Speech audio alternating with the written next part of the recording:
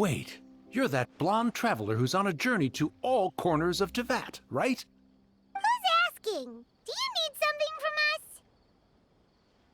You bet I do. I was worried I wouldn't be able to find you. I have a letter for you, you see. It's from another Outlander. He was a crafty fellow, let me tell you. Took advantage of a loophole in our mailing system by opting for guaranteed delivery, then filling in the most obscure mailing address I've ever seen. Well, we are always on the road, so yeah, it's pretty tough to get mail to us unless we happen to go to the post office on a whim. So, what address did that person give you anyway? He just wrote, next to a small, white-haired talking fairy. What? So the address is Paimon? Yeah, exactly, right? And if I failed to deliver the letter, I'd have been bound by regulation to compensate him. Really, he got me good. I count myself very lucky that I ran into you here.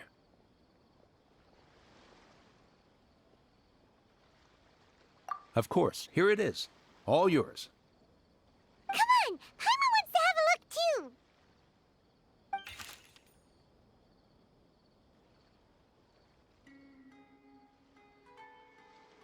Kaya, huh? So he's here in Sumeru. Now that Paimon thinks about it, Crafty does describe him pretty well.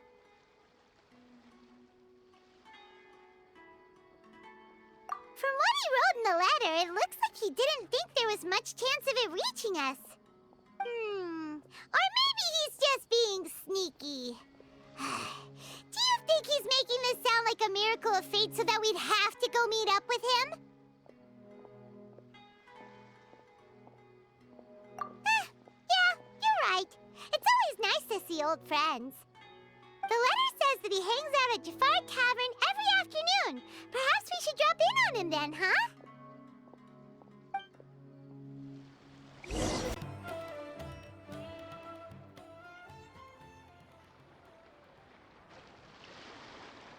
I'll have something I haven't tried yet, boss. Sorry, sir. I'm afraid you've already tried every type of liquor we serve. Oh? Well then, just the bill, please.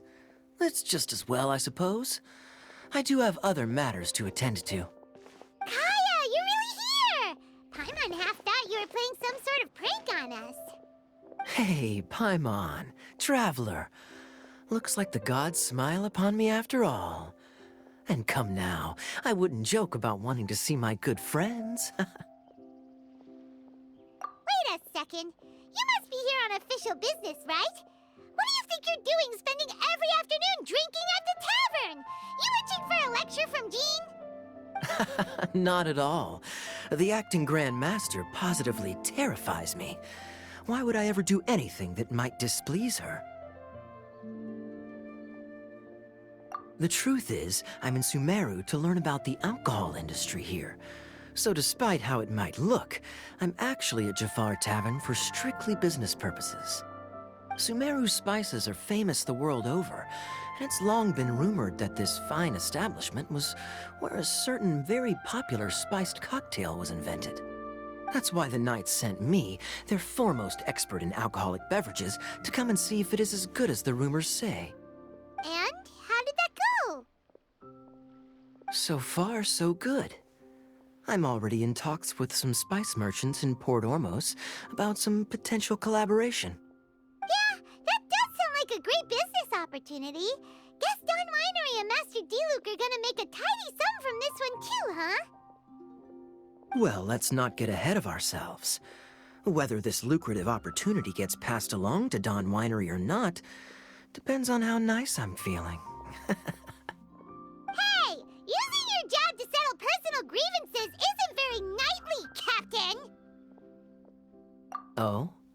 What makes you say that? Very sharp of you. I wouldn't say I'm familiar, though. I just came here on the sly once, when I was very young. And? Do continue. Do I have to? When I said we could talk about the old times, digging up my past wasn't exactly what I had in mind. Well, all right, since you're so interested. Like I said, I was very young then. Dawn Winery had only just taken me in. I overheard my adoptive father talk about sending a team of merchants to Sumeru during a business meeting. I'm sure you'll agree that everyone's curious about their roots on some level. And my roots? They're in Conria, which is said to have been located deep underground, somewhere near Sumeru. And so I stowed myself away amidst the cargo, and silently joined the merchant delegation on their trip to Sumeru. But it wasn't long before the merchant delegation received news that I'd gone missing. Their leader promptly found me, and before I knew it, my adoptive father was dragging me back home by the ear. It was a short-lived adventure. Sorry I don't have a more thrilling story for you.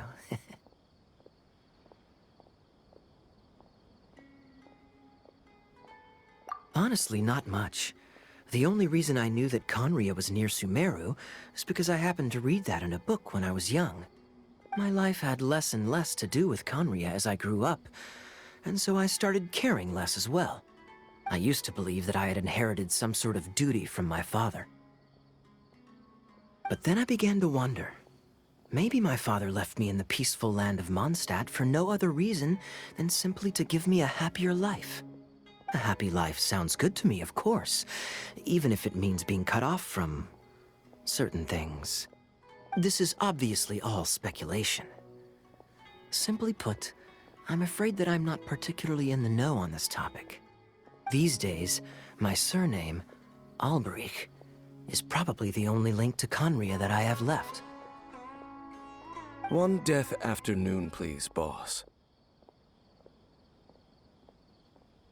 Tell me, what do you know about the significance of that name, Alberich? Dainsleif? Ah, you've decided to join us. I was wondering how long you planned on listening in. I believe I've seen you before in Mondstadt. Dainsleif, if I'm not mistaken. So you remember me. Then we are already acquainted, Kaya Alberich, descendant of the Abyss Order's founder. Huh? What? I take it that you weren't aware of this until now, Kaya. Or you wouldn't have been so forthcoming with your surname. Oh my. That's quite a lot of baggage for a surname, isn't it? Though I must say, it does confirm an old suspicion of mine. I suppose that was why my father left me in Mondstadt after all. I'm surprised that you take me at my word without the faintest hint of skepticism. Well, perhaps what you told me just happens to answer some questions I carry in my memories. And in any case, I recognize your eyes. You're a pure-blood Conrian, aren't you? Very clever. Forgive me for being direct, but I sincerely hope this new knowledge doesn't change anything. If you've already let go of your ties to the past, then keep it that way. Kaya, you're not involved with the Abyss Order in any way, are you? Hey, hold on now. This conversation has taken a rather sudden turn for the deadly serious. And I'm afraid that as someone from Mondstadt, I'm not accustomed to this sort of atmosphere. So what if I know my ancestry? Do I strike you as the type who would be bound by that kind of thing? Relax. I'll be just as delighted to hunt down the Abyss Order tomorrow as I have always been.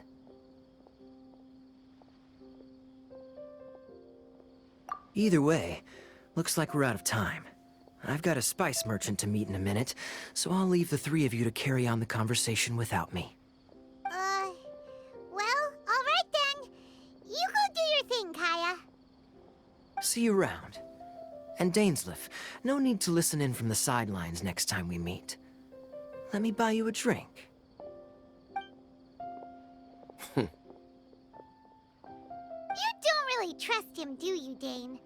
You're both from Conria, but you get on like oil and water. The fact is, I still do not know him well.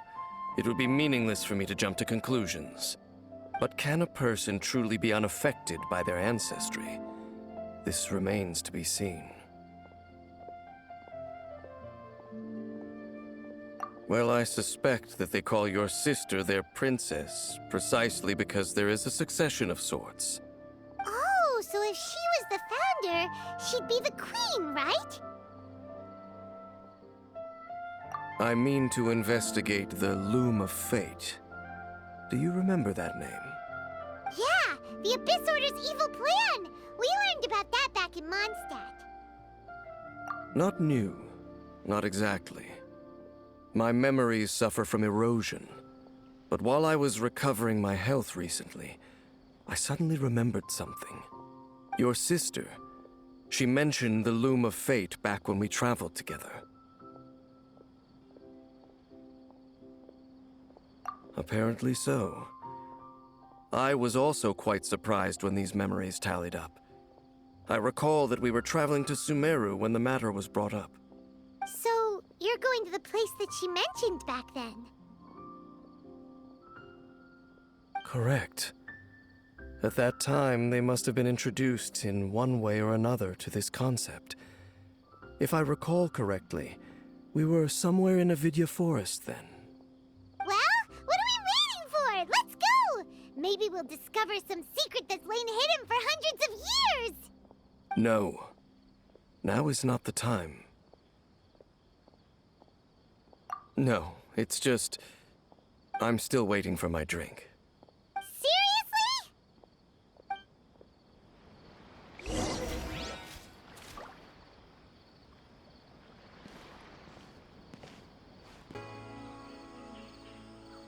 Wait. This place, it's... familiar. What about it? It looks pretty normal to Paimon. Was it like this hundreds of years ago, too? Yes. The forest has barely changed from how I remember it. There is very little human activity here, after all. Let's search the area and see what we can find.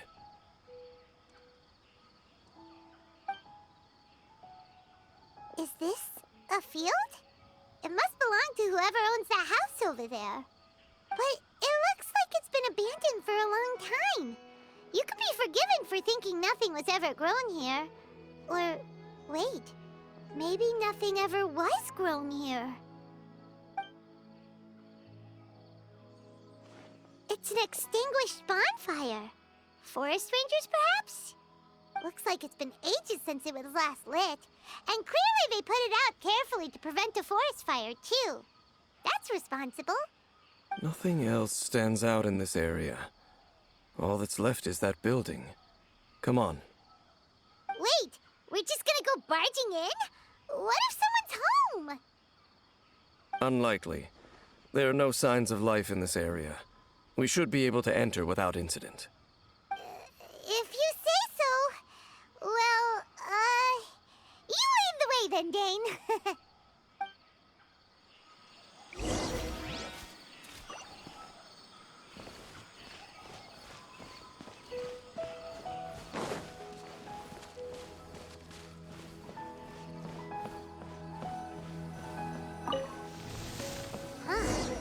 So there really isn't anyone home. Ugh, this place is so dusty. Paimon bets no one's lived here in years. There's a box over here. Why don't we open it? And by we, Paimon means you.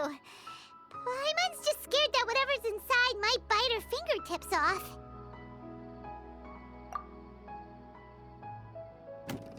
Huh? This is a mirror. It's broken, too. Was this a makeup box?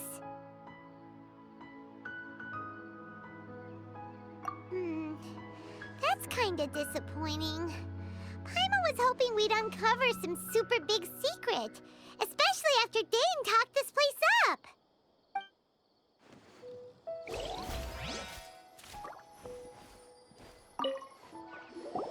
Hey, look!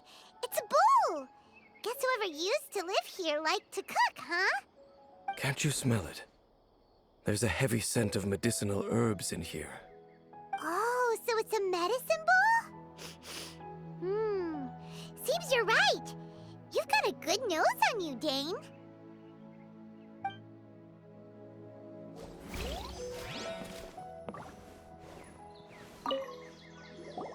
This bed looks pretty ordinary. Huh. There's nothing underneath it either. What sort of person would want to live here? It's so dark and damp. Can't be all that comfortable.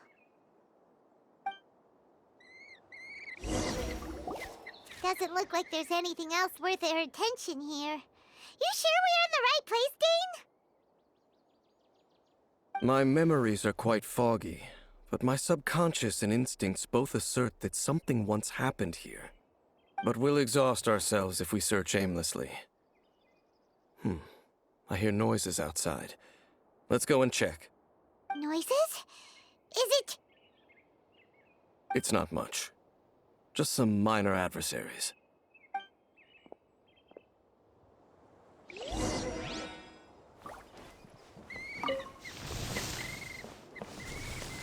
Monsters? Wow, Dane's ears are sharp, just like his nose. Surprisingly good shape for a 500-year-old.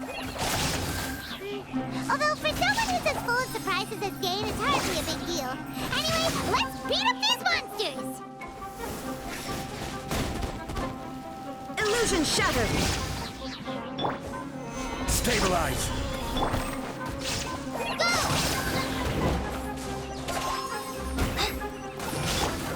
There is no escape!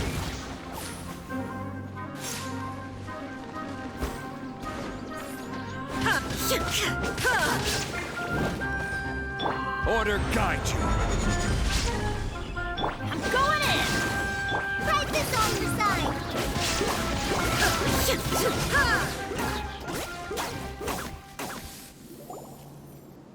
I doubt that the appearance of those monsters was wholly random.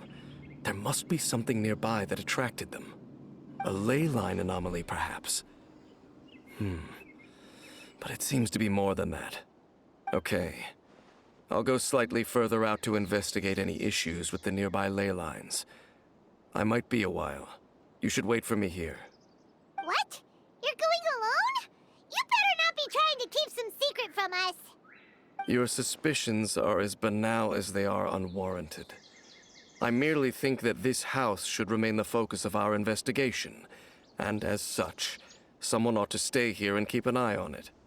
Not to mention that if even forest rangers are capable of investigating ley lines, I will be more than able to handle it alone. Fair enough. Guess we'll just camp out here then. Good thing there's a fireplace over there. Let's make ourselves something to eat. All this running around has made Paimon real hungry.